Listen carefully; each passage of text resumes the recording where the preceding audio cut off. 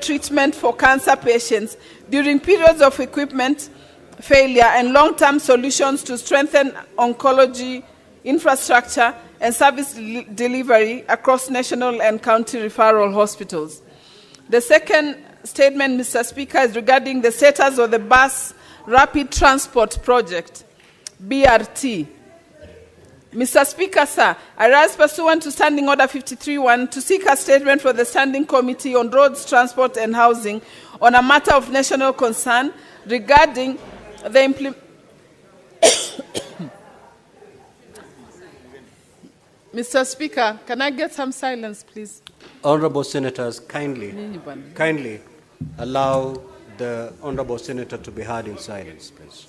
All right, Mr. Speaker, so I rise pursuant to Standing Order 53-1 to seek a statement from the Standing Committee on Roads, Transport and Housing on a matter of national concern regarding the implementation status of Bus Rapid Transport, BRT, system in Nairobi and other urban areas. Mr. Speaker, sir, the BRT project was envisioned as a transformative urban mobility initiative aimed at decongesting the city, reducing carbon emissions, and offering efficient and affordable public transportation.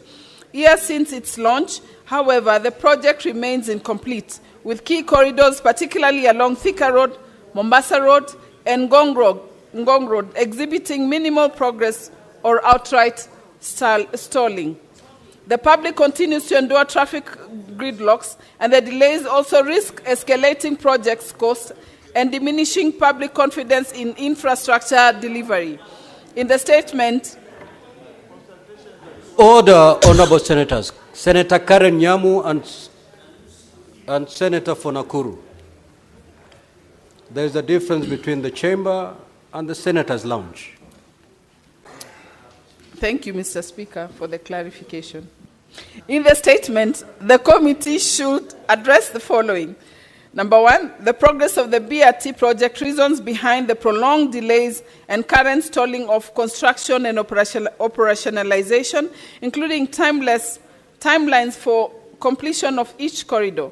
Number two, the roles of various government agencies involved, particularly the Nairobi Metropolitan Area Transport Authority, NAMATA, Kenya Urban Roads Authority, KURA, and the Ministry of Roads and Transport. Number three, funds allocated, disbursed, and utilized on the BRT project to date, and whether there has been any contractual or procurement challenges affecting implementation.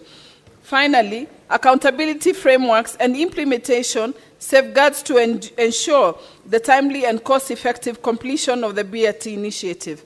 I thank you, Mr. Speaker.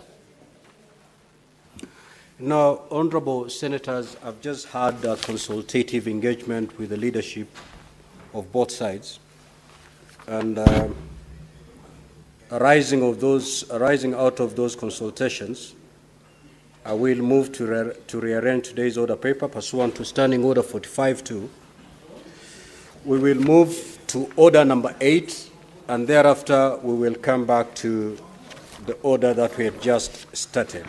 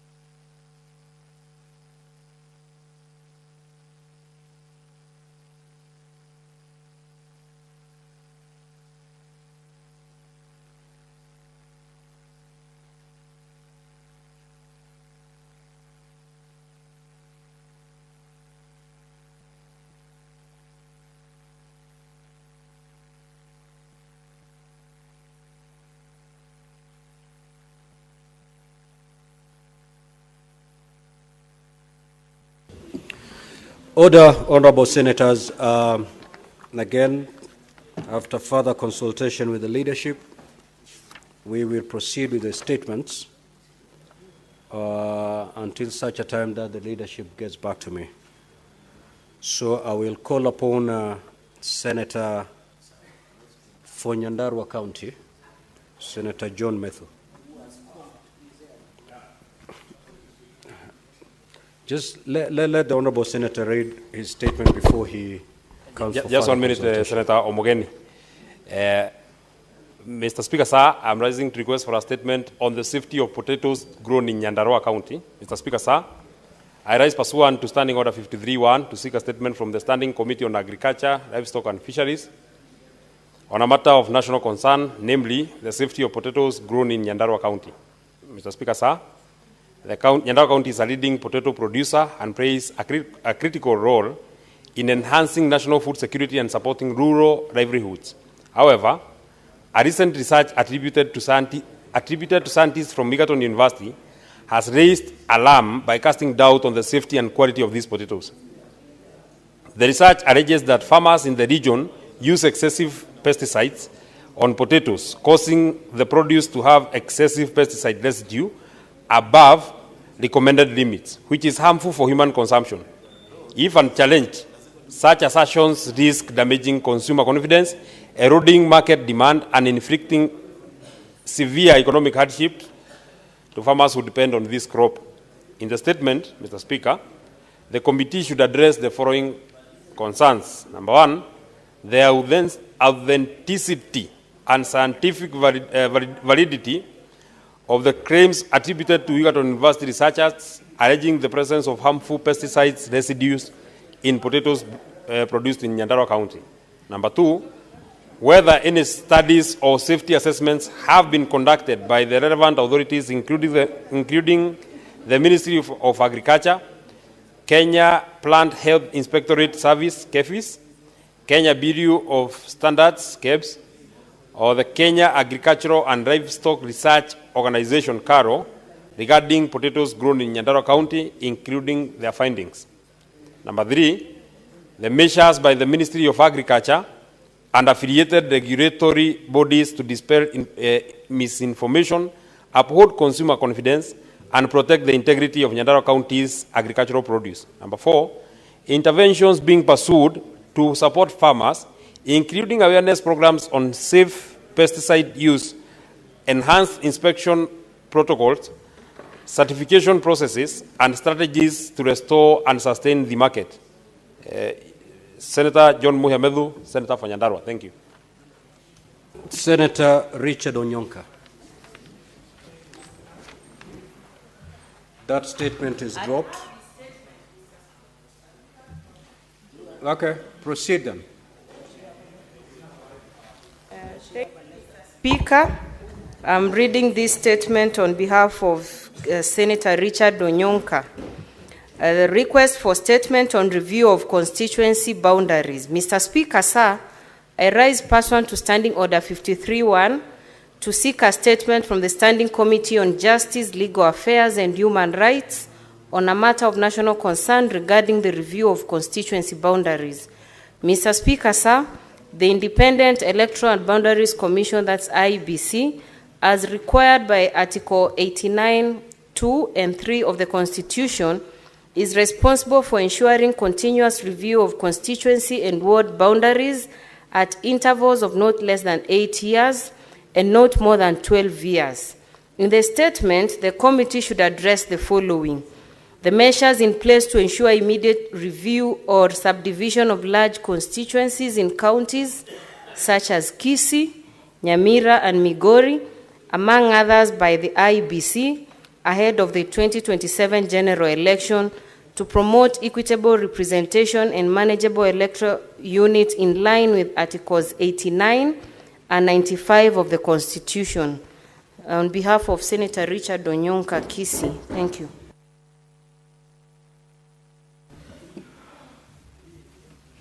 Senator Fernandi.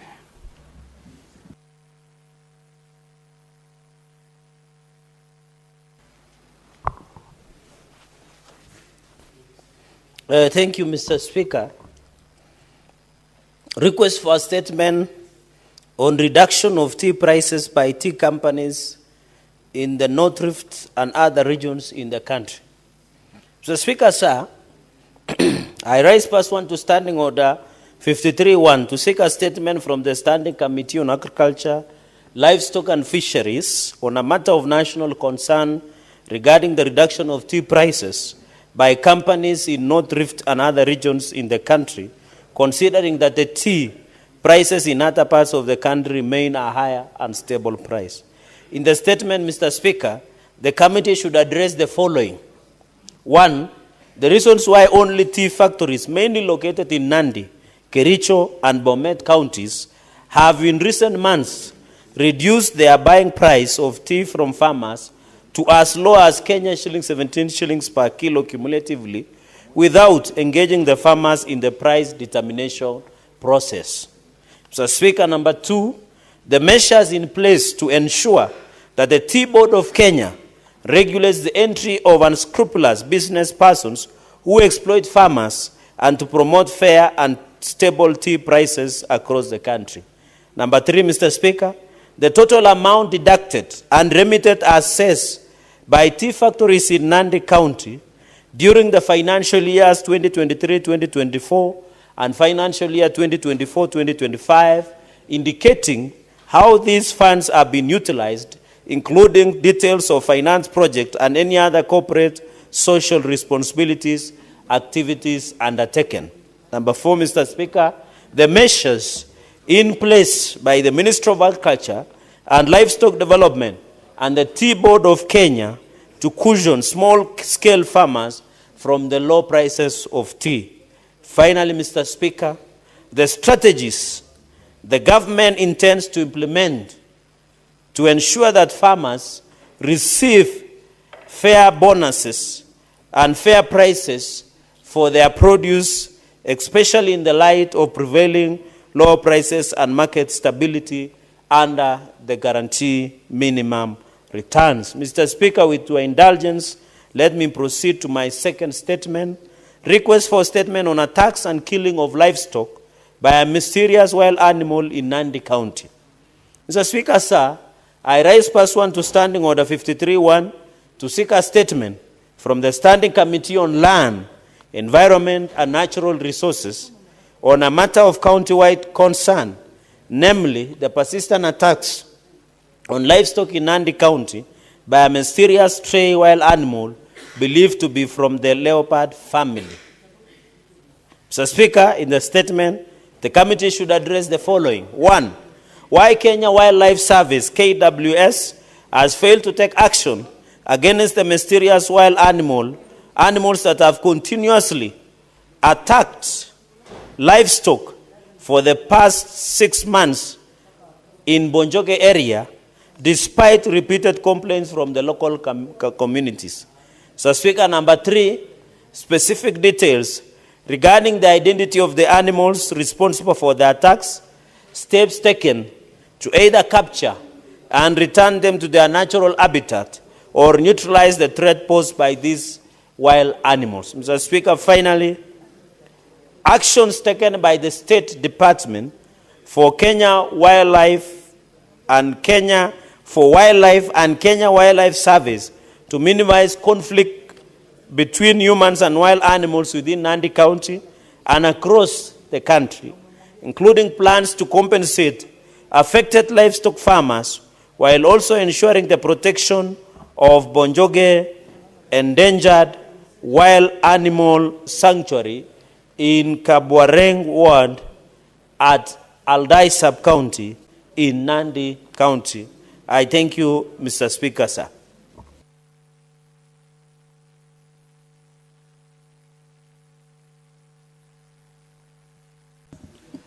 Senator Maruma.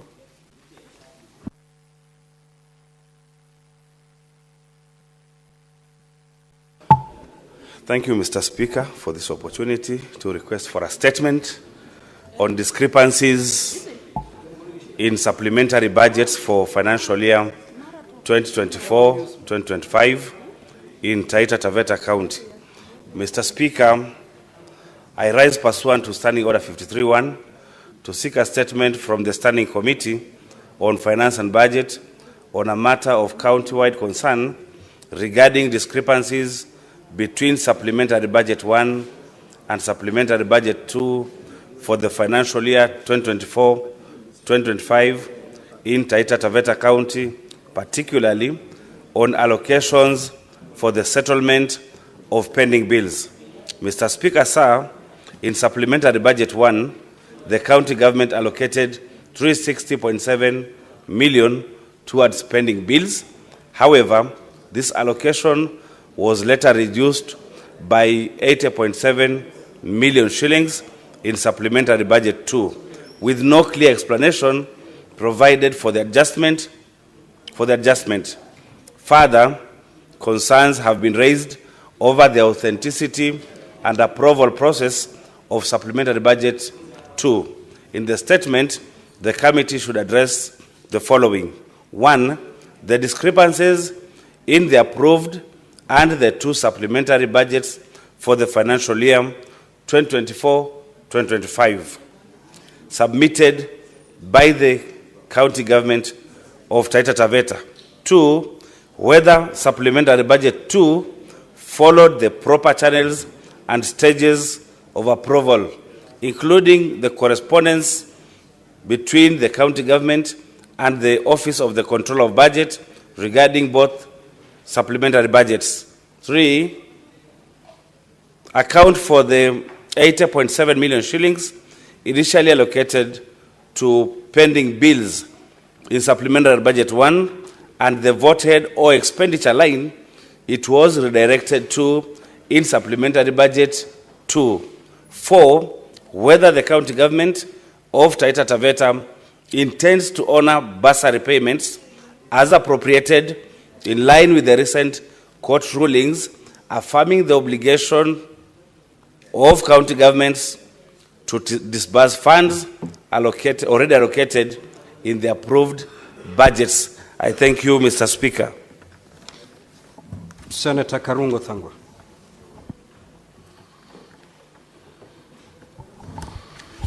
Thank you very much, Mr. Speaker. I rise pursuant to Standing Order 53-1 to seek a statement from the Standing Committee on Land, Environment and Natural Resources on a matter of county-wide concern regarding the imposition of land rates by the county government of Kiambu. Mr. Speaker, sir, residents of Kiambu County have raised serious concerns over the manner in which land rates are currently being imposed by the county government. Specifically, they cite the lack of public access to a valuation roll, absence of notification on charges or absence of notification of changes to land rates, and the unexplained surge in the amounts demanded. This is compounded by inadequate service delivery in areas such as roads maintenance, waste management, and other essential county functions. Mr. Speaker, sir, in the statement, the committee should address the following. 1. Whether the county government of Kiambu has a legally prepared and adopted valuation roll. 2. If such a valuation roll exists, when it was prepared, by whom, and when it came into effect. B. The process followed in its preparation, including dates of preparation and adoption. Evidence of public participation during its development. Where and how the public can access and inspect the valuation roll. And E. Why the valuation roll has not been gazetted, published, or publicized as required by the law. 3. The method and basis used to calculate the current land rates being demanded by the county government. And finally, details of any enforcement measures undertaken or planned with regard to recovery of land rates. Mr. Speaker, sir, this matter touches on the fundamental rights of property owners and the principles of fair taxation and public accountability, and therefore merits urgent consideration by the relevant committee. Thank you, Mr. Speaker. Senator Omtata.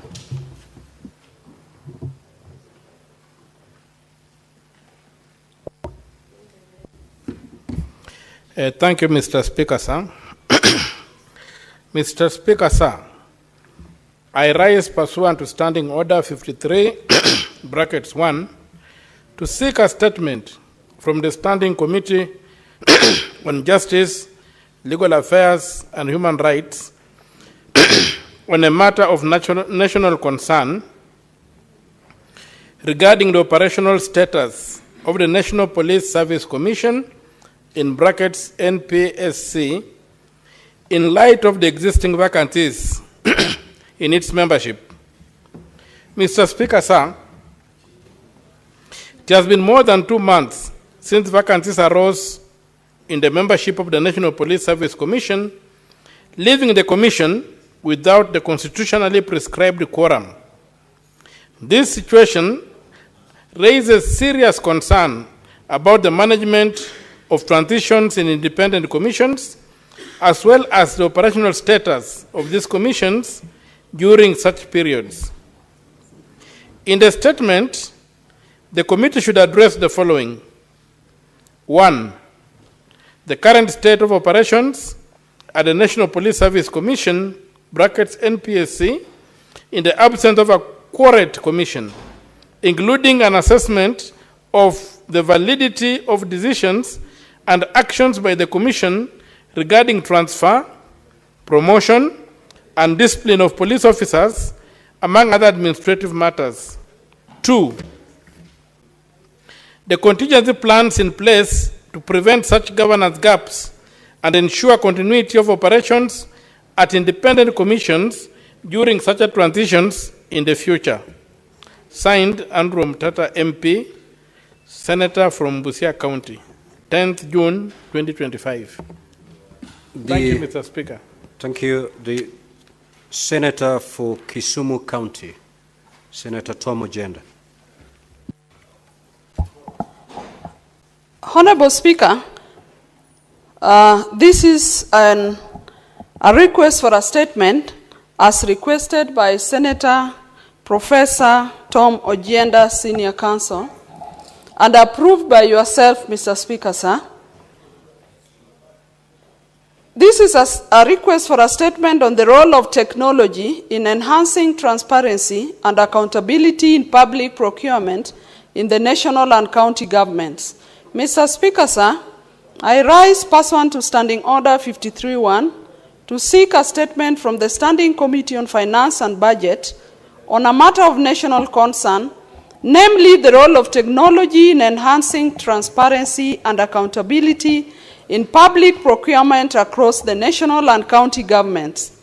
In the statement, the committee should address the following. 1, extent of implementation and operationalization effectiveness of e-procurement systems within government entities. 2, impact of these systems in addressing procurement irregularities, delays, and incidents of corruption.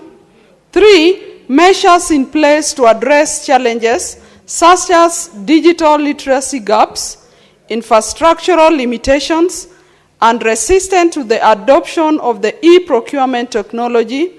4, existence and effectiveness of public participation and oversight mechanisms integrated into e-procurement platforms. And lastly, plans in place to further leverage technology to enhance procurement integrity, transparency, and overall efficiency. Senator Professor Tom Odinga, Senior Counsel, MP, Senator for Kisumu County. The second statement, Mr. Speaker, sir, is a request for statement on the professionalization of county enforcement units. Mr. Speaker, sir, I rise pursuant to Standing Order 53.1 to seek a statement from the Standing Committee on Devolution and Intergovernmental Relations on a matter of national concern regarding the conduct and professional standards of county enforcement officers. Mr. Speaker, sir, While county enforcement units are central to enforcing devolved laws, frequent complaints have emerged over the heavy-handed treatment of informal traders and members of the public by the enforcement units. In the statement, the committee should address the following. 1, whether a national framework exists to guide the recruitment, training, and deployment of county enforcement officers. 2, whether the Kenya School of Government has developed standard training modules for the training of enforcement officers across counties. And lastly, legislative interventions to ensure county enforcement practices uphold human dignity, protect informal livelihoods, and curb abuse of power. Senator Professor Tom Ojienda, Senior Council MP, Senator for Kisumu County. And lastly, Mr. Speaker, sir, it is a request for statement on national infrastructure resilience to climate change. Mr. Speaker, sir, I rise pursuant to Standing Order 53-1 to seek a statement from the Standing Committee on Roads, Transportation and Housing on a matter of national concern regarding the resilience of Kenya's national infrastructure to climate change. In the statement, the committee should address the following. 1, the climate resilience and adaptation strategies integrated into the planning, design, construction, and maintenance of national infrastructure. 2, funding mechanisms and resource allocations dedicated to strengthening infrastructure resilience to climate change impacts from the financial year 2021-2022 to date. Lastly, the challenges encountered in implementing resilience measures and recommendations for strengthening national capacity for adapting infrastructure to evolving climate risk. Senator Professor Tom Ojienda, Senior Council MP, Senator for Kisumu County. Thank you, Mr. Speaker, sir. The Senate Majority Leader.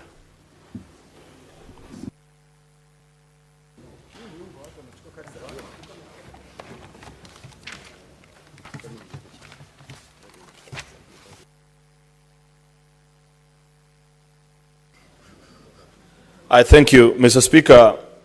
This is a statement on the business of the Senate for the week that will commence 8th of July, 2025. Pursuant to Standing Order number 57-1. Mr. Speaker, I want to present the business of that week because honorable senators are aware that at the rise of the House today, the 12th of June, Mr. Speaker, 2025, the Senate will proceed on a 3-week recess and regular sessions will resume on the 8th of July, 2025. I know there is a likelihood, Mr. Speaker, that we will be called back here actually for a special sitting, Mr. Speaker, given that there are quite a number of legislations that are important to the country and they are in the mediation process. Should our colleagues succeed to get a breakthrough, Mr. Speaker, then they will guide us. If they don't, it's adios until 8th of July, 2025, at the rise of the House this evening. As we proceed, Mr. Speaker, today, as we conclude business this week, this is the status of legislative business before us. It is as follows. There are 53 bills, of which 37 are the second reading and 16 are actually at the committee of the whole. There are 32 motions that are pending conclusion. There are 26 petitions that are pending conclusions, out of which 18 are actually due for reporting by the various standing committees. Mr. Speaker, this is quite troubling. I don't recall the last time, Mr. Speaker. Order, honorable senators. May the majority leader be heard in silence. Let us take our seats. Senator Fotaita Taveta. Thank you. Senator for Nyandarua and Senator for Mandera. You may proceed. Thank you, Speaker. I was saying, Mr. Speaker, that this is the first time I've seen this number of petitions due for reporting. 18 is such a high number, and therefore I want to urge our chairpersons to expedite work that is before them, particularly work that has statutory timelines. Part of statute by law that has been established, Mr. Speaker, is when parliamentary business is considered out of timelines, it is actually considered an anality. And there are instances where the courts have declared so, Mr. Speaker. And therefore, we don't want citizens to petition this House. The Senate makes very solid findings, but eventually those ones are struck out or people don't observe the findings of the Senate on account of time delays, Mr. Speaker. So I want to urge all the chairpersons who in their vice and membership in the various committees, Mr. Speaker, to make sure that they conclude on business ASAP. Mr. Speaker, there are 489 statements pursuant to SO 53-1 that are under consideration by the various standing committees. Mr. Speaker, on 8th of June, when SBC meets, they will prepare the business of week for that week. The tentative business on the 9th of July will be various questions to various ministries. Ministry of Tourism, Ministry of Land, Ministry of Youth are the ministers set out to appear on the 9th of July when we resume from recess. Mr. Speaker, there are these bills also, the PFM amendments, Office of the County Government, County Attorney, and various county governments amendments laws, Mr. Speaker, and a number of motions that are before us. In conclusion, Mr. Speaker, I want to take this opportunity to thank all the senators for your efforts during the part 3 of the 4th session. Mr. Speaker, I hope that we shall vote shortly. There's a new trend that is being introduced, Mr. Speaker, in the House, where people canvass the business of the House behind the scenes.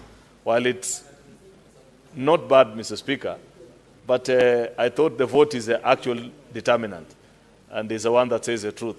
On this issue of the formula, in all the other occasions, people have convinced each other by vote. As it is today, Mr. Speaker, this is the 3rd week, and we are yet to take the vote on the initial motion because of subsequent amendments. So I want to plead, Mr. Speaker, that as we move to the next order, let us vote. Whatever the result is not, it is not fatal, Mr. Speaker, because we are now discussing the amended version of the motion, meaning even if it was to be defeated, Mr. Speaker, you revert back to the original motion. If it carries the day, then that's it, Mr. Speaker. So I want to urge us to take time today, Mr. Speaker, and vote on this particular motion. This business of canvassing for too long, Mr. Speaker, I don't find it a clean way of transacting legislative business. Let's vote. If you convince people, we proceed. If you don't convince people, you move ahead, you move away, we get the next person to try and convince the rest of the citizens. That's how you transact business in this House. Therefore, Mr. Speaker, I don't want to stand on the way of actually the vote that I'm proposing, because I know it is the next order that you're about to consider, Mr. Speaker. With those many remarks, I beg to lay, Mr. Speaker. Thank you.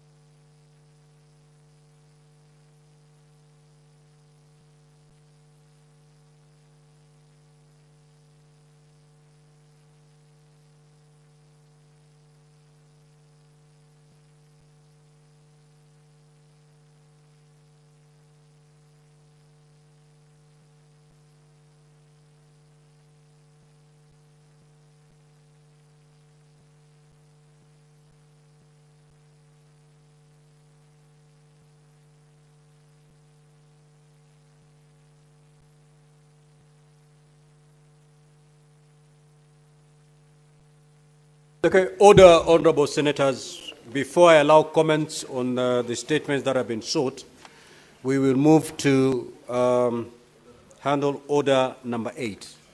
Clerk, you may proceed to call that order.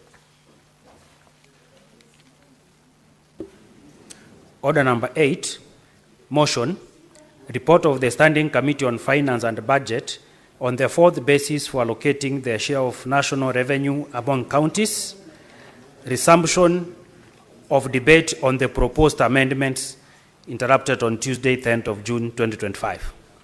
Now, honorable senators, when debate was interrupted on the 10th of June, 2025, the Senate was debating the amendments as proposed by Senator Okongo Mogeni.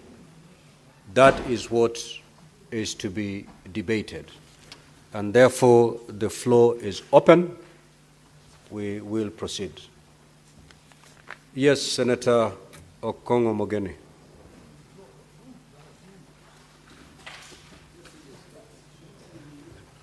Yes, Mr. Speaker, you know, this issue of formula is a negotiation, and we have had a discussion between myself, the Chair, Finance, and other senators, and Mr. Speaker, in that spirit of give and take and of accommodating everybody, I intend to drop my amendment to give way for an amendment that is being introduced shortly by Senator for Kitui, Senator Wambua, Mr. Speaker. The motion, Mr. Speaker, will drop the initial money that was to be shared among 11 counties from the initial 4.46 billion, if the equitable share is at 4.05 billion. So we are dropping it down to 3 billion with the rider that if we are able to get an increase of the equitable share to 415 billion, then we can Senator Mogeni. Yes. So, Mr. Speaker, sir, I want to inform the House that I'm dropping my amendment from the order paper. Now, honorable senators, Senator Mogeni having dropped his amendments, that means we are back to the original motion as drafted by the Committee on Finance and Budget. So we are now proceeding to debate the original motion. Senator Wambua, you may take the floor.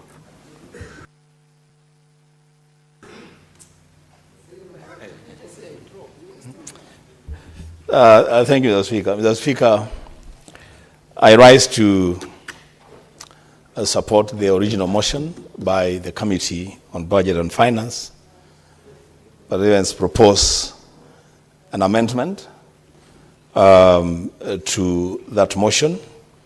Mr. Speaker, the motion appearing in the order paper, I want to move it in an amended version.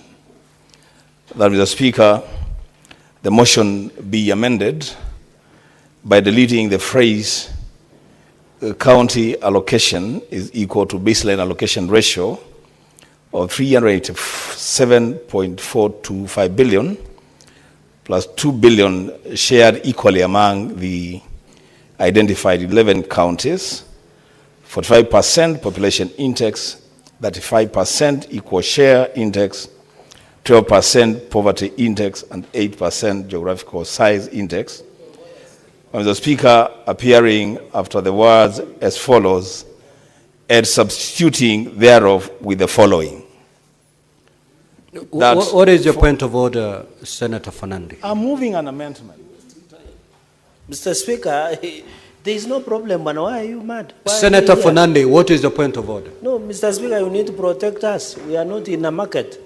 Mr. Speaker, I rise and we must do things as per the law. As per the standing order number 68. Amendments must be in writing and should be supplied to members early enough, Mr. Speaker. This is what our standing order is saying. And when you look at the amendments, I don't have a problem with the amendment.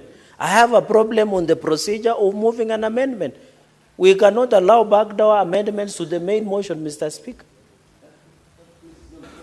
If you look at the order paper, Senator Fernandi, the amendments are contained in the order paper. If you go to page 1049. Mr. Speaker, and also further clarification on standing order number 67, and of course in writing, which, Mr. Speaker, an amendments to the relevant motion. So we need the express approval by yourself and specific removal of those words, Mr. Speaker, so that when we go to the main motion, which has been dropped, is it a process of introducing, Mr. Speaker, the new amendment to the main motion, which you have allowed, Mr. Speaker? Yeah, Senator Fernandez, just take your seat. The senator for Nyamira, having withdrawn his proposed amendments, we reverted to the original motion.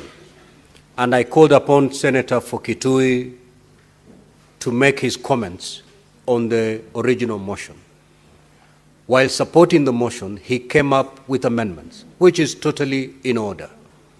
So allow him to move his amendments, in which case then we will not debate the original motion. We have to dispense with the proposed amendments. And those amendments are contained in the order paper if you go to page 1049. Proceed.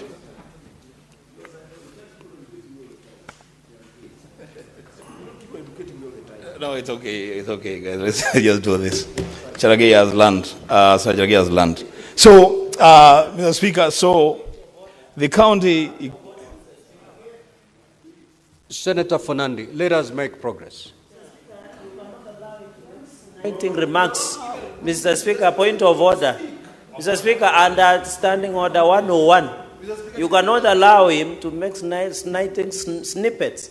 Again, is what I've said. Our standing orders belong to the Senate. It doesn't belong to the team. It's noted, Senator Fernandi. Can he withdraw and apologize? Okay. Otherwise, I will object and reject his amendment before he even debates. No, stop shouting, my... Senator Fernandi, Senator Samson Cherargei. That's okay, Senator. So, Senator Cherargei, really I withdraw and apologize. So, let's continue. So, Chair, Speaker, that I had moved to amend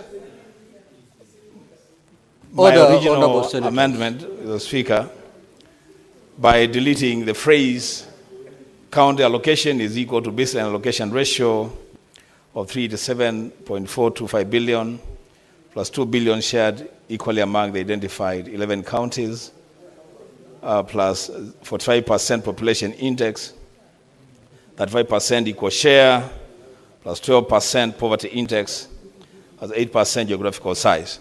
Speaker, there is very loud consultation behind me.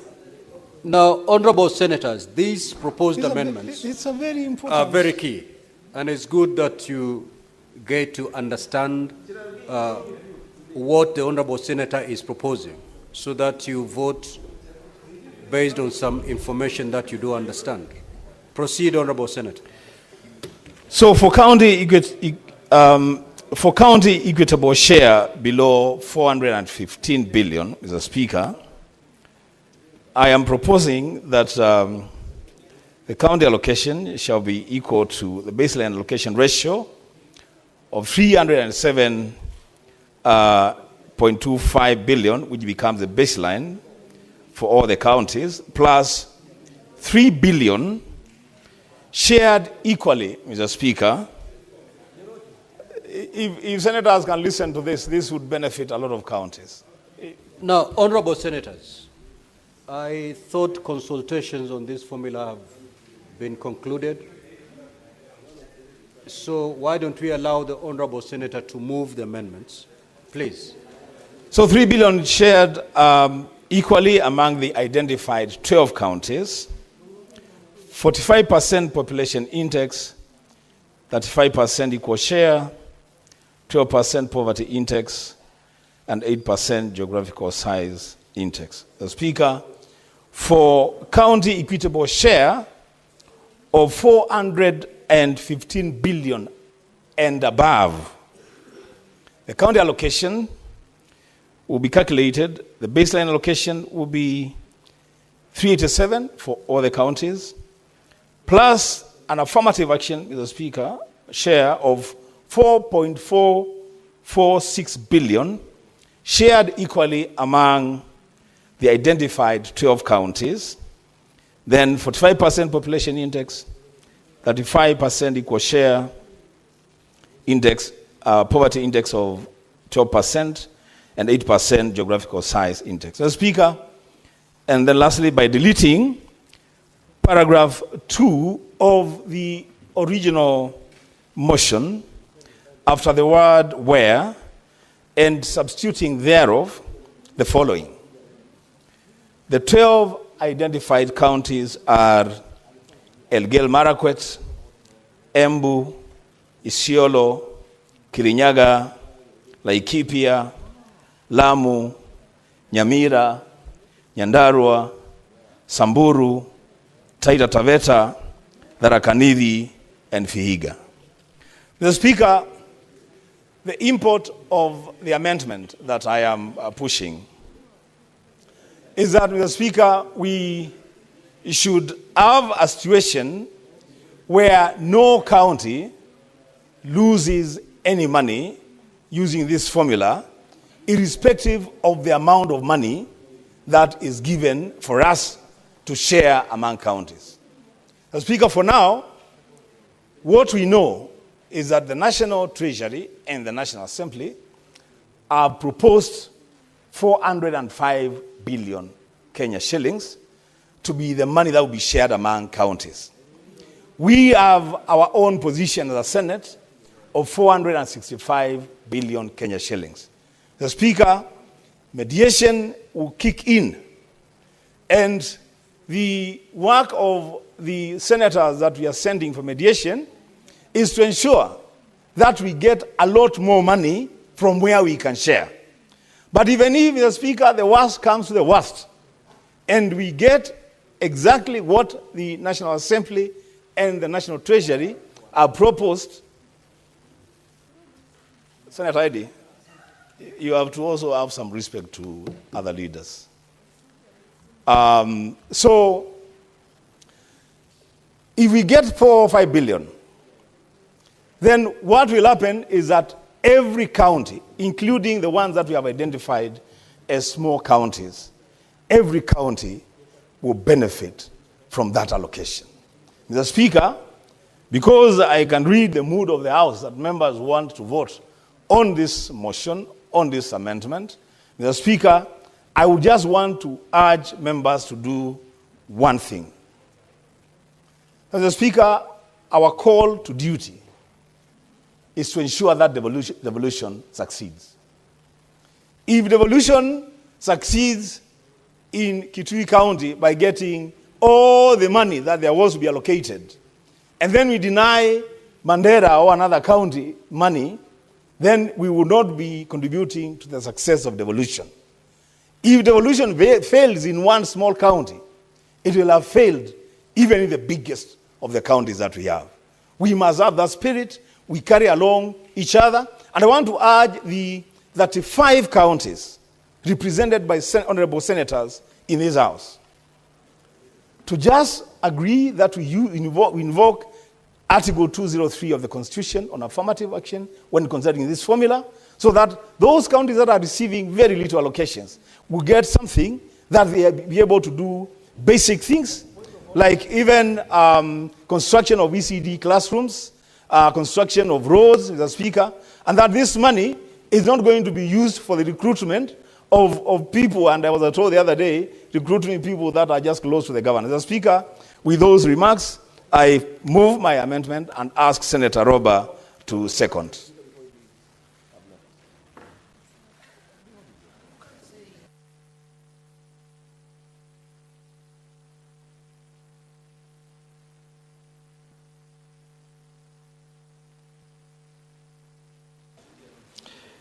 Thank you very much, Mr. Speaker. As I move to second this motion.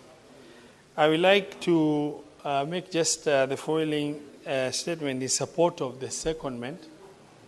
Mr. Speaker, this House, the Senate, stands for protection of devolution. And the devolved family comprises of 47 counties. And the 47 counties have to function properly with some aspect of development as well as recurrent expenditure management. Our extensive consultation to avoid what happened in the third Senate, where the level of controversy has torn this House apart, is that we find a reason to consider these 12 counties that are getting very little money to be given 3 billion shilling equally shared among the 12 counties that are getting very little money. And then the remaining be shared using two hybrid formulas. And Mr. Speaker, I would like to sincerely clarify, because I've heard from a number of senators when they are contributing, making reference to the formula of the committee as only the formula that carried the variables of population, equal share, poverty, and geographical land size. The formula of the committee is a hybrid formula where at 387.425, we have applied the third basis of revenue sharing to hold each county harmless. And anything over and above 387.425, which now we have applied the formula of population, equal share, poverty, and geographical landmass, and at population at 45, equal share 35%, and 12% at poverty, and 8% at geographical land size. Mr. Speaker, and now the subsequent amendment to carry the 12 counties that are getting very little money meant that the money we are holding constant for purpose of holding harmless has increased from 387 to 390.425 in order then to get any additional amount beyond 390 to be shared using the second part of the formula, which is population at 45, equal share at 35%, geographical land size at 8%, and poverty at 14%. Mr. Speaker, we have extensively debated this, and this position is position of consensus. I would like to move to second and plead with my colleagues, the honorable senators, to find it within themselves that we conclude, voting on this formula, so that then we're able to process the county allocation of revenue bill, CARA, which now will go to horizontal share of revenue between county governments, as well as establishing the ceilings.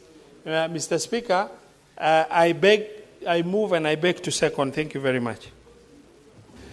Honorable senators, please let us take our seats.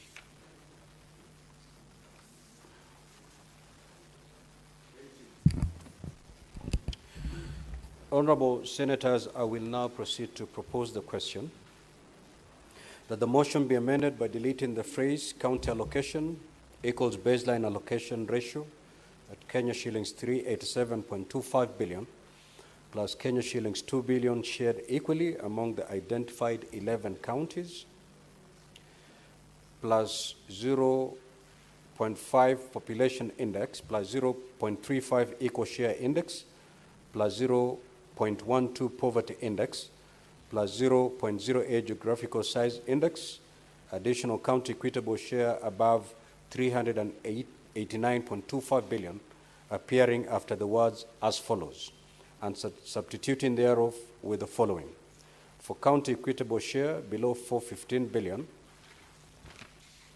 county allocation equals baseline allocation ratio at Kenya shillings 387.25 billion plus Kenya shillings 3 billion shared equally among the identified 12 counties plus 0.45 population index plus 0.35 equal share index plus 0.12 poverty index plus 0.08 geographical size index, county equitable share at Kenya shillings 390.425 billion.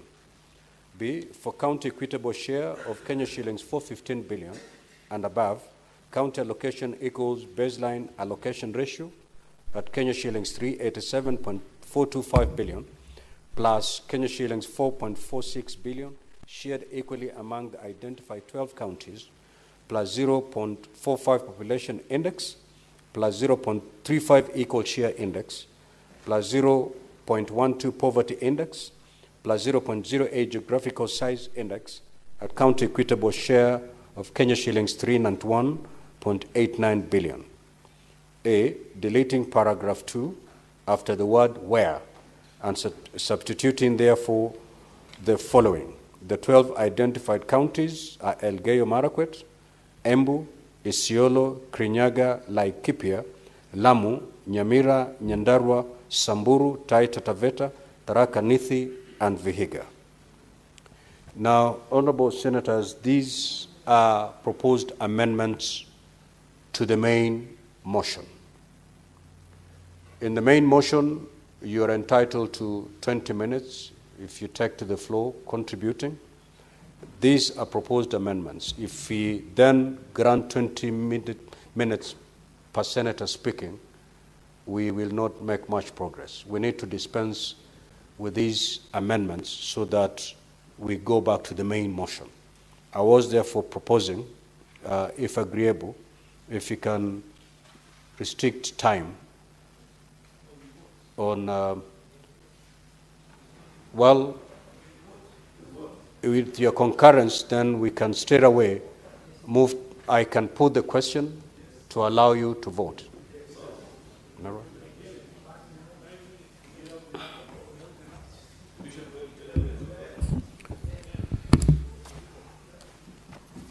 Sergeant at Arms. Sergeant at Arms, kindly ring the quorum bell for 5 minutes.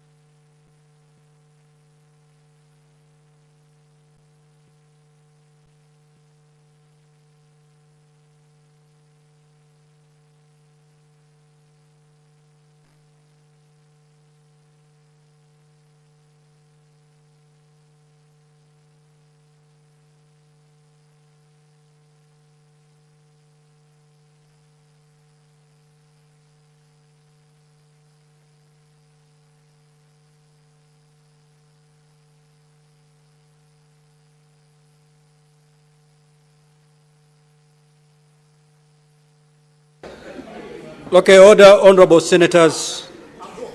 Order, honorable senators.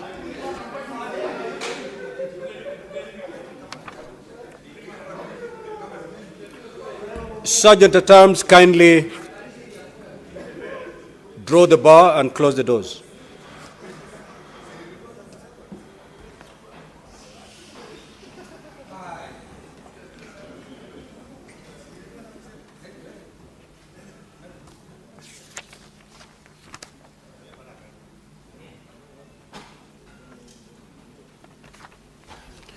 So, honorable senators, we are now going on division on the proposed amendments by the Senator for Kitui. I will therefore proceed to put the question. Senator for Kiambu, kindly take your seat. Thank you.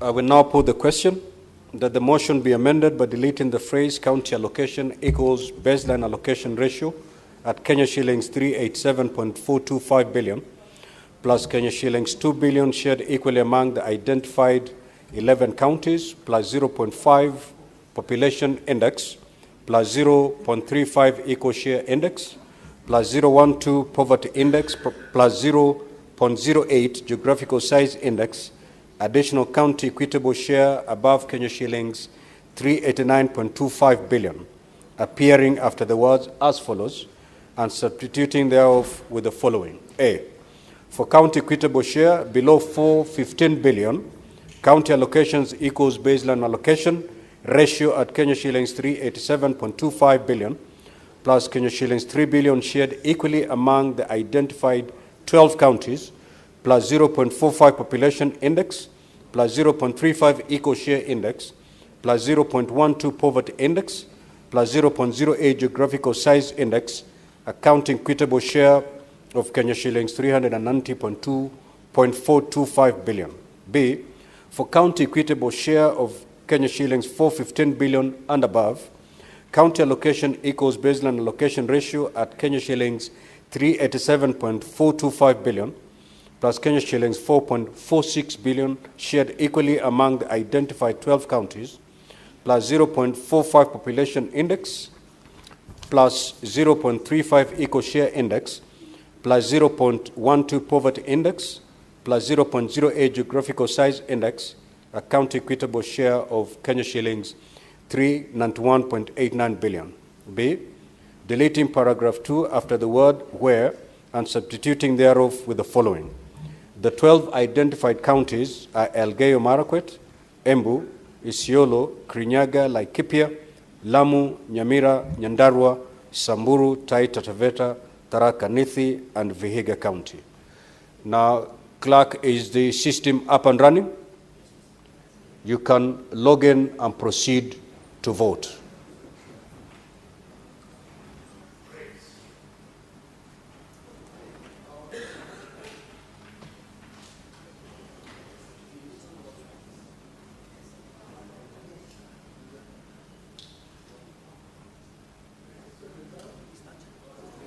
Yes, you may vote, honorable senators. You may proceed to vote.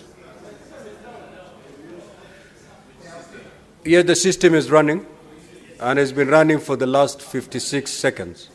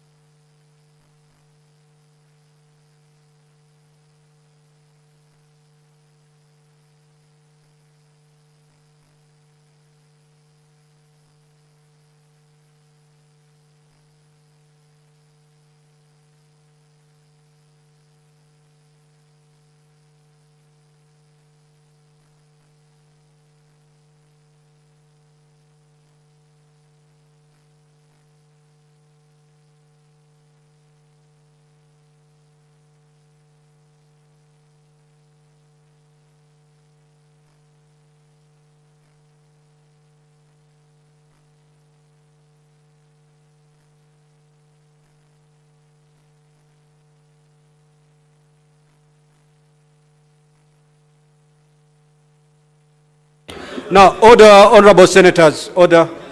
Let us take our seats. Honorable senators, let us take our seats, please. Thank you.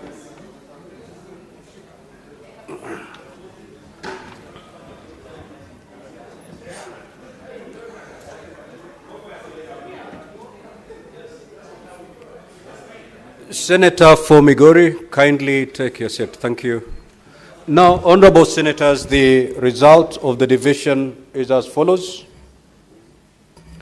Ayes are 27 votes, nays 0, abstention 0. So the ayes have it.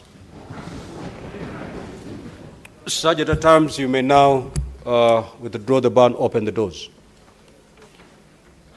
Now, honorable senators, the effect of this vote is that the original motion has been amended, and therefore I'm going to propose the question on the motion as amended.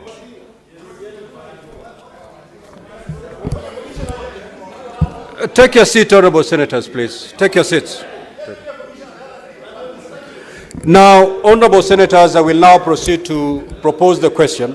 Order, honorable senators. I will now proceed to propose the question that the Senate knows the report of the Standing Committee on Finance and Budget on the fourth basis for allocating the share of national revenue among the counties laid on the table of the Senate on Thursday, the 17th of April, 2025, and that pursuant to Article 217(1) of the Constitution, approve the fourth basis for allocating the share of national revenue among the counties for the financial years 2025, 2026 to 2029, 2030 as follows. A, for county equitable share below 415 billion, county allocation equals baseline allocation ratio at Kenya shillings 387.425 billion plus 3 billion shared equally among the identified 12 counties plus 0.5 population index plus 0.35 eco share index plus 0.12 poverty index plus 0.08 geographical size index and county equitable share at Kenya shillings 390.425 billion. For county equitable share of Kenya shillings 415 billion and above, the county allocation equals baseline allocation ratio at 387.425 billion plus 4.46 billion shared equally among the identified 12 counties plus 0.45 population index plus 0.35 eco share index plus 0.12 poverty index plus 0.08 geographical size index at county equitable share of 391.89 billion. Where 1, baseline allocation ratio equals to the allocation factor derived from each county's allocation for the financial year 2024-2025. 2, the 12 identified counties are Elgeyo Marakwet, Embu, Isiolo, Kirinyaga, Laikipia, Lamu, Nyamira, Nyandarua, Samburu, Taita Taveta, Tharaka Nithi, and Vihiga. 3, the population index is based on the 2019 Kenya population and housing census. 4, the poverty index is based on the 2022 Kenya poverty report by the Kenya National Bureau of Statistics. And 5, geographical size is capped at 10%. Now, honorable senators, having proposed the question, the floor is open for debate.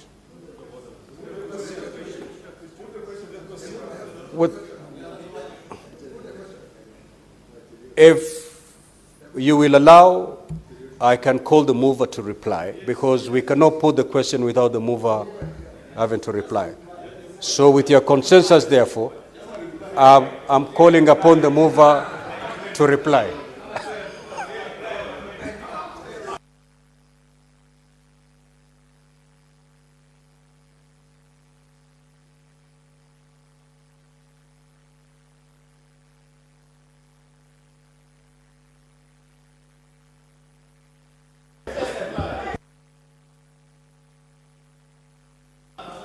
Thank you very much, Mr. Speaker, for this opportunity. I move to reply, and having built consensus on this issue through various proposed amendments and a lot of discussions, and having also gone through several engagement with various senators, and having moved an amendment motion that has been voted on, I believe that the honorable senators' contributions have been taken into account during the entire process, and as such, I beg to reply. Thank you.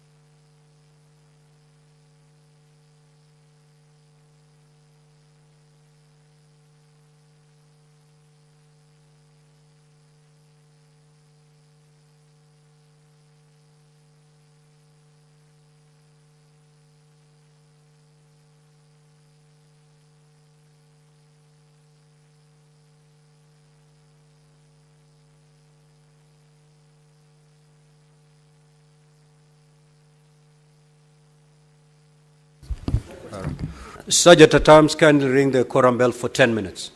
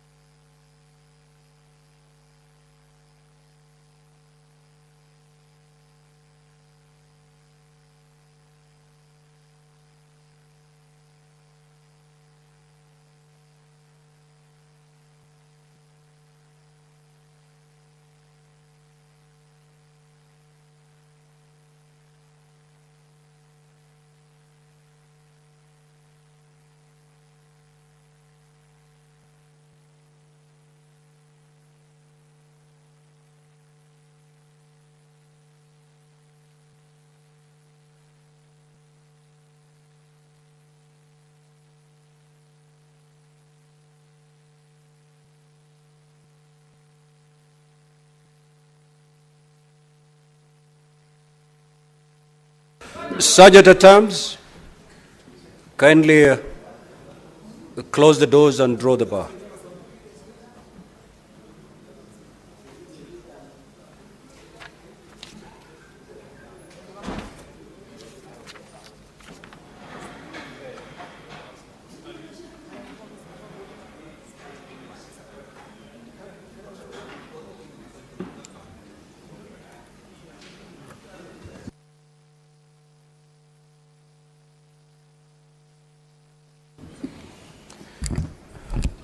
Now, honorable senators, we are going to division on the motion as amended.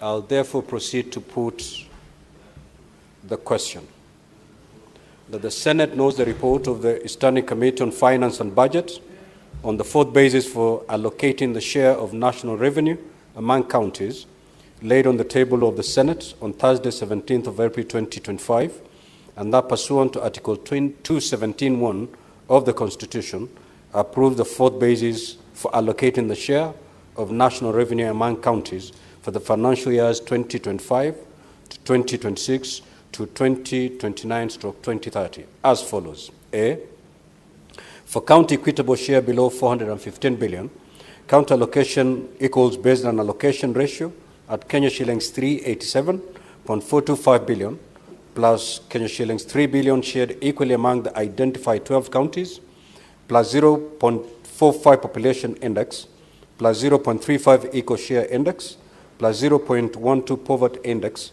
plus 0.08 geographical size index at county equitable share of Kenya shillings 390.425 billion.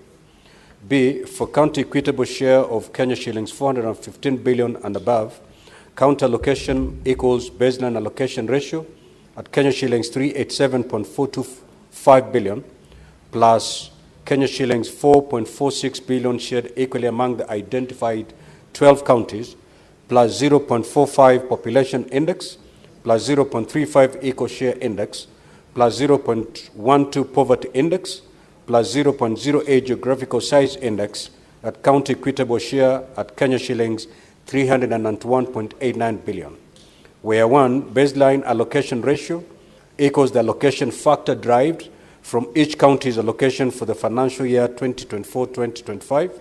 Two, the 12 identified counties are Elgeyo Marakwet, Embu, Isiolo, Kirinyaga, Laikipia, Lamu, Nyamira, Nyandarua, Samburu, Taita Taveta, Tharaka Nithi, and Vihiga. Three, the population index is based on the 2019 Kenya Population and Housing Census. 4, the poverty index is based on the 2022 Kenya Poverty Report by the Kenya National Bureau of Statistics.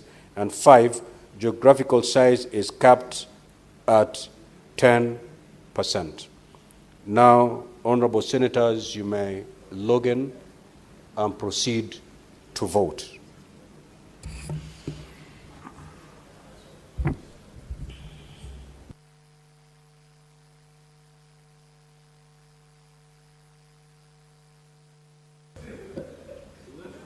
Honorable senators, you may now vote.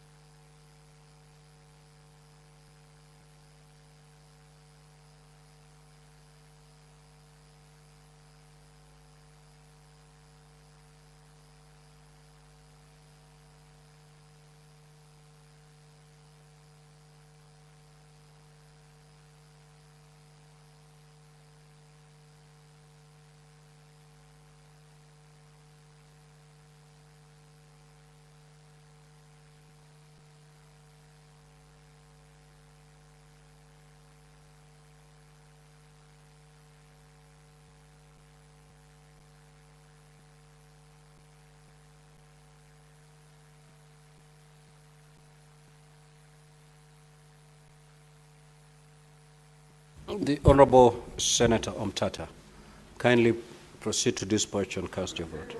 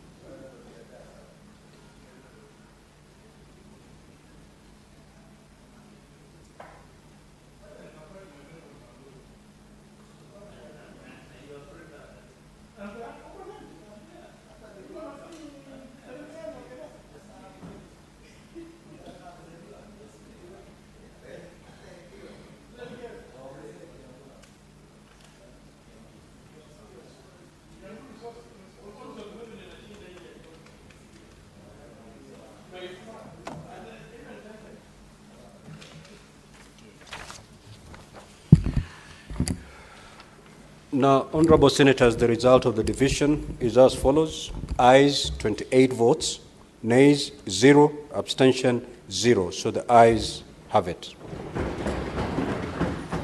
Sergeant at Arms, you may now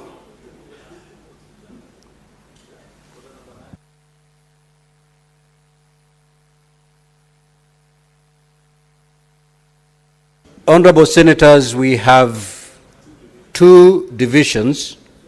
That is order number 9 and order number 9 and order number 10. So, clerk, proceed to call that order.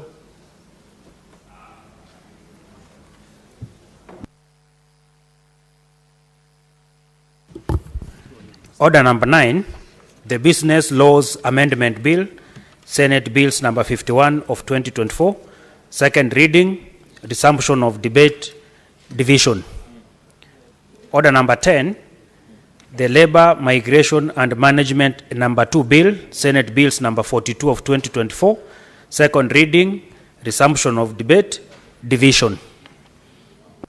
So, Honorable Senators, I'll proceed to put the question on order number 9. You'll vote, we'll announce the votes, and then we go to the next order. Senator for Migori, kindly take your seat, and Senator Kamau.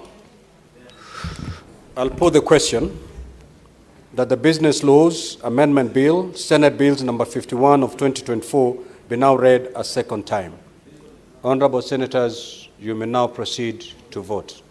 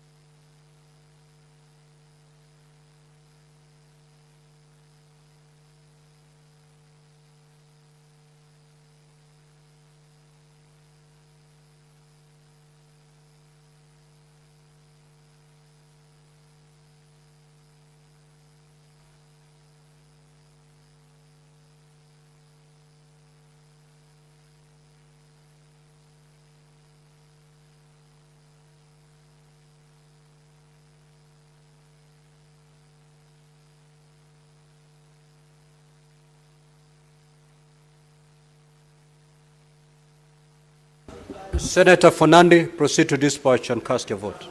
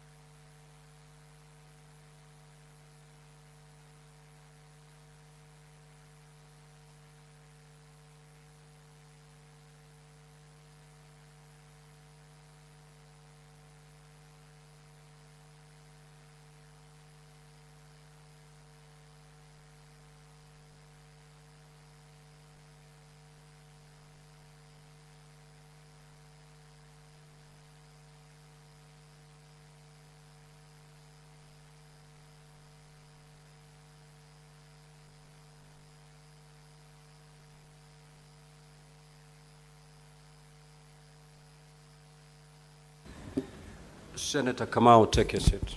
Now, honorable senators, the result of the vote is as follows. Ayes are 28, nays at 0, abstention at 0. So the ayes have it. A bill for an act of parliament to various laws and for connected purposes. Now, honorable senators, I'll put the question on order number 10. That the Labor Migration and Management number 2 bill, Senate bills number 42 of 2024, be now read a second time. You may now proceed to vote, honorable senators.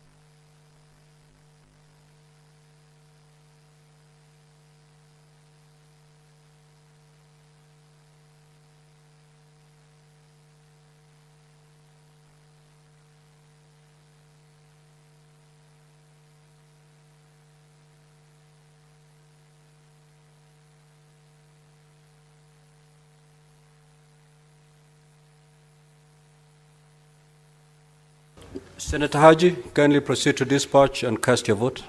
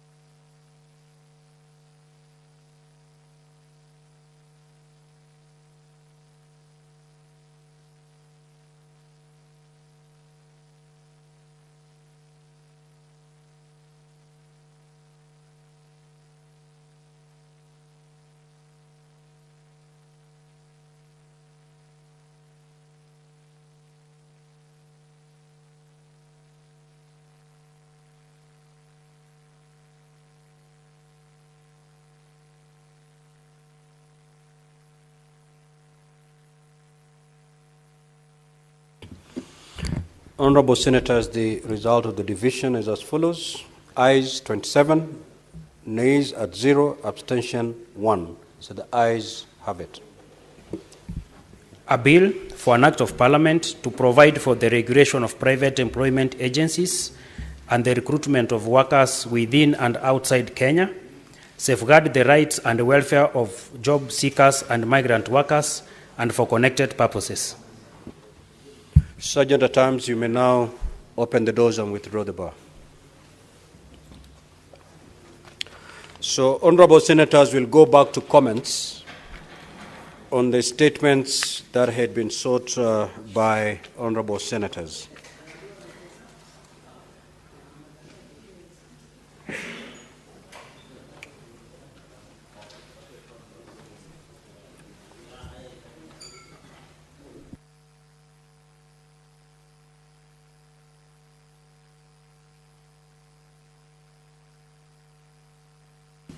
Senator Mogeni, we are now on comments on the statements that had been sought. Social protection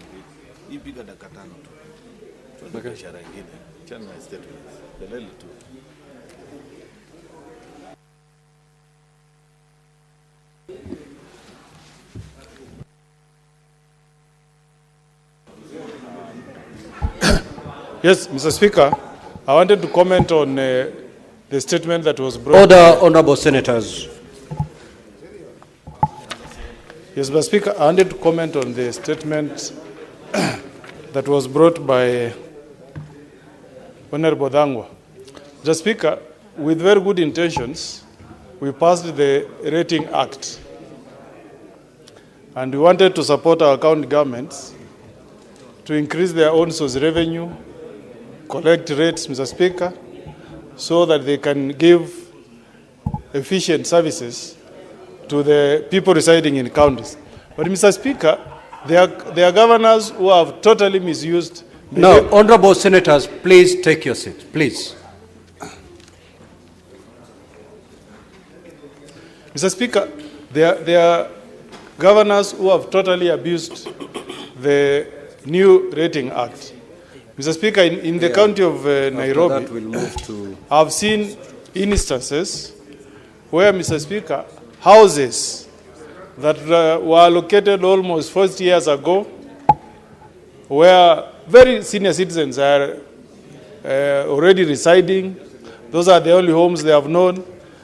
Now those homes are being auctioned by my good friend Senator Sakaja, and evicting people from those homes, and then a cartel ends up buying those houses. Mr. Speaker, that is really not, that was never our intention, Mr. Speaker. This idea of taking away people's homes in a very arbitrary manner, Mr. Speaker, is inhumane. I saw on Sunday, and I hope Governor Sakaja would listen, I heard on Sunday the president advising Sakaja in a church service. And he told him, please approach this matter by engaging the people who are already residing in those homes. Mr. Speaker, how can it be that to recover rates of about 104,000, you auction a house valued at 12 million, 15 million?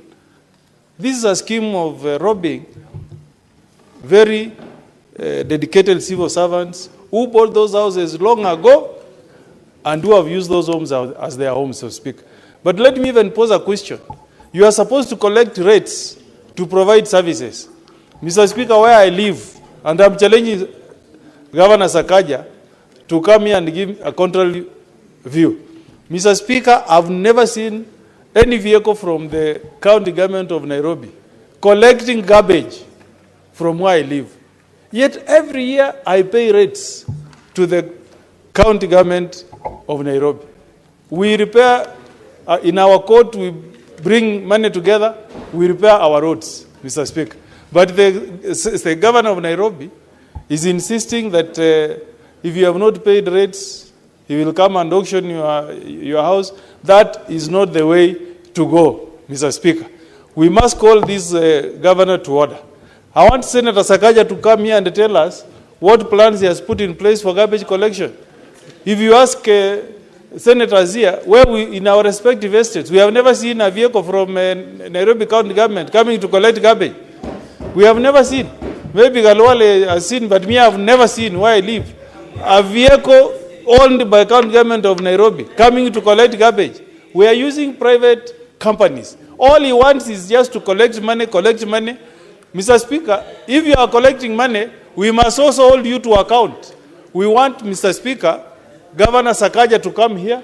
Let him tell us how much he collects from Nairobi. Let him tell us the vehicle he has put in place to collect garbage. Otherwise, what we are doing, Mr. Speaker, is just creating an avenue for people to enrich themselves at the expense of citizens who are not getting services. So I'm urging the government of the day to call Mr. Governor Sakaja to order. Protect senior citizens who own homes in Nairobi, but who are now at the mercy of Governor Sakaja and some mandarins from the county government of Nairobi. That was never our intention, Mr. Speaker, when we passed the Rating Act, Mr. Speaker. That was never the intention. So I'm really urging the committee in charge to summon, you know, we should see Sakaja seated there the way we sat yesterday, so that he can answer.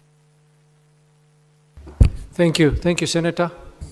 Senators, for the statements, each senator 3 minutes, so that we can conclude and move to the next order. Senator Cherargei. Just 1 minute. Mr. Speaker, I rise on the issue of review of constituency boundaries ahead of 2027. Mr. Speaker, we need guidelines because I think we did postpone this county boundaries review and constituency review. I'm happy the President has gazetted the IEBC commissioners in place. We hope with the reading of the budget today, Mr. Speaker, the IEBC will set in place and give us. And Mr. Speaker, I hope as we do constituency boundaries, we must be careful so that we protect what we call protected constituencies, like in Lamu. I know a number of them is in Mount Kenya region and others in Rift Valley and across the country, so that we ensure we protect those constituencies that are classified as protected among the region, Mr. Speaker. I hope in the review, we must consider Kenya National Bureau of Statistics on population census, Mr. Speaker, so that we can protect. Finally, Mr. Speaker, on the statement of rates in Kiambu County. Mr. Speaker, I'm sad because I have engaged a number of businessmen and women in Kiambu Town, Thika, and around Kiambu County. Mr. Speaker, the governor and the county government are harassing, yet as a member of public accounts, I have served with distinction for the last 8 years, Mr. Speaker. Kiambu County does not have a complete valuation roll. They don't have a complete asset and liabilities register, Mr. Speaker. So which basis are they using, Mr. Speaker, to assess in terms of payment of rates and rents? So I want to thank the senator, the distinguished senator of Kiambu, my brother Senator Karungo Adhangwa, that this statement is upright so that when we do waivers, the waiver in rates and rent that Senator Sakaja, Governor Sakaja is doing, we must agree. While we agree that people in Nairobi should not leave houses rent-free, there must also be accountability. Because I know under the revenue potential by CRA, Nairobi City County has a revenue potential of 63 billion. But they are only collecting paltry 12 billion, Mr. Speaker. So in terms of on-source revenue, even as we discuss on division of revenue, we must relook and ensure that everybody that enjoys service, and I want to agree, I'm told Senator, the majority leader is telling me Senator Kalwale has seen a cabbage truck that collects cabbage around this place. And we are wondering maybe because the governor comes from his region, because personally, Mr. Speaker, or it depends on the estate where you live. You know, if you live in a state where Senator Meto lives, I don't think he has ever seen a cabbage truck his entire life because he lives near Kiambu and also in a road reserve, so he will be able to prove that, Mr. Speaker, because how can you collect cabbage on a road reserve, Mr. Speaker? Yes, Senator Methu, what's your point of order? Mr. Speaker, sir, with tremendous respect to my brother, Senator Cherargei, first, he was one of those who are crying in terms of imputing improper motive on a senator. Mr. Speaker, did you actually hear the senator from Nandi alleged that I live on a road reserve and also alleged that I live in Kiambu? I am very surprised, and I think it is important, because it is very important. I wonder how Senator Cherargei would even know where I live. First of all, I think the only person that I have seen visit my place is yourself, Mr. Speaker, and Senator Karungo. You must find Senator Cherargei out of order for first insinuating that I live on a road reserve. I'm a law-abiding citizen. If anything, Honorable Speaker, on the side of the political advice that I am in, if I was living on a road reserve, you know, I cannot be living there now. I would have been chased a long time ago. You must find him out of order. He must withdraw and apologize. I live in Nyandarua in a place called Jambini, and I'm sure Senator Cherargei does not know where I live. Senator Cherargei, you are indeed out of order. So you please apologize to Senator Methu and withdraw the fact that he lives on a road reserve. Senator Cherargei. Mr. Speaker, while I agree, I withdraw and apologize. You know, I was the vice chair of Senator Methu in County Public Accounts, and I used to take some documents to his house. I don't know why he is denying, unless he showed me the wrong house. Mr. Speaker, and you know it is on record that I'll be the vice chair of County Public Accounts, Mr. Speaker. So unless, while I withdraw and apologize, Mr. Speaker, Senator Methu should be careful. Because I could be shot or umpwakale if I go to that same house, Mr. Speaker. So, Mr. Speaker, I withdraw and apologize. I was making it on a light chest, Mr. Speaker, but in conclusion, I support all the statements. Very well. Final speaker, Senator Beatrice Akinyi. Honorable Speaker, I thank you, but from the onset, I would like Senator Methu to know that you don't need to visit people to know where they live. You can